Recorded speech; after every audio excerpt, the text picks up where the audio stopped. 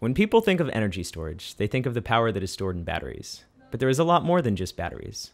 We will cover the main topics of energy storage. First, someone should get an idea of what energy storage is.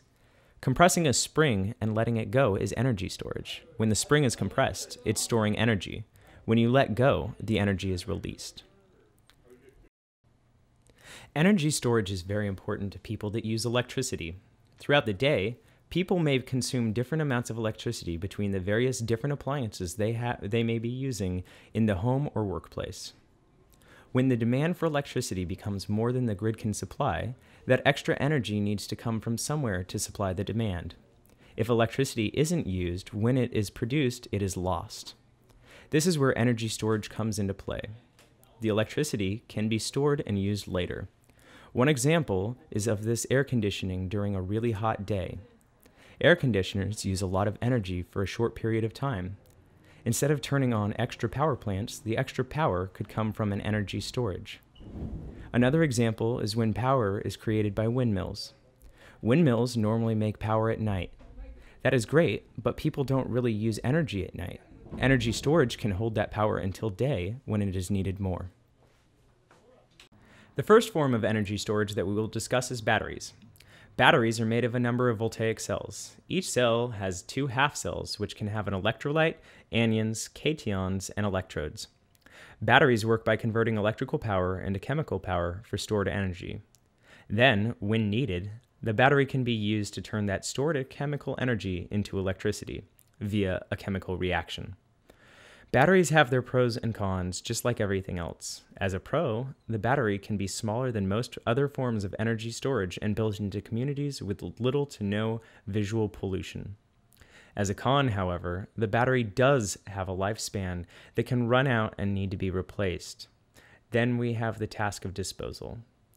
Batteries are a good decision for homes. They can be used to shift the load of PV panels. PVs produce peak energy when the sun is at its highest point in the sky.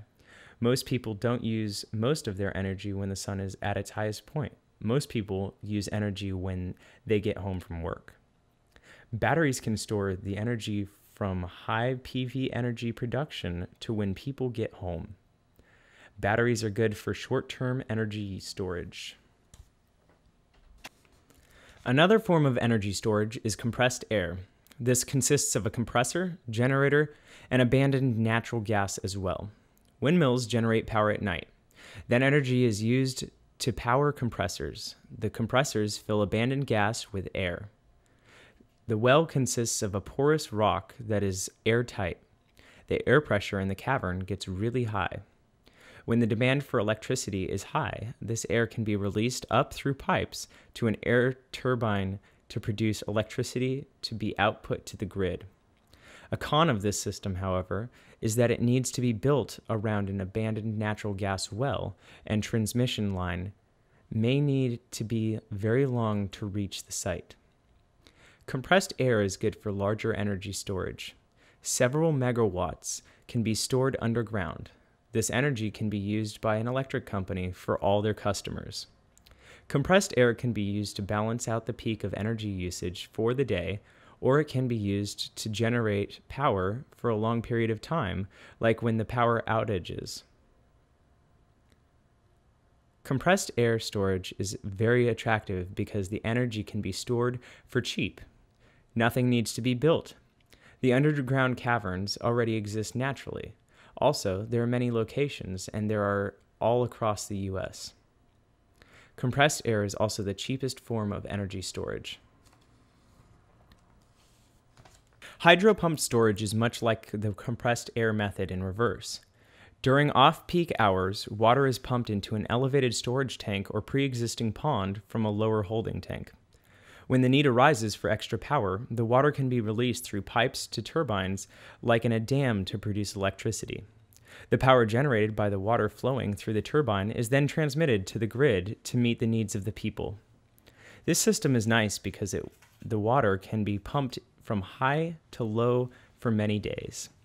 This allows the energy to be stored for weeks to months. This technology is proven. It has been in practice for many decades. These systems need to be fairly large to be worthwhile. They are very expensive to build, but they can last for a long time. There are not many places that these can be built brand new, but they can be added to existing dams. Energy storage is very important to today's society. Since renewables like wind and solar make power on a non-timely basis, we can use energy storage to provide reliable power from these forms of generation. Energy storage can be used at the local level or on the large scale. Energy will always be growing and becoming more complex. Energy storage allows us to take on that challenge more easily. Energy storage allows electricity usage to match human tendencies. People use energy when they want it and need it, but energy production is created gradually. Energy storage allows us to take from the grid when we want and need it. The grid will become more reflective of human nature.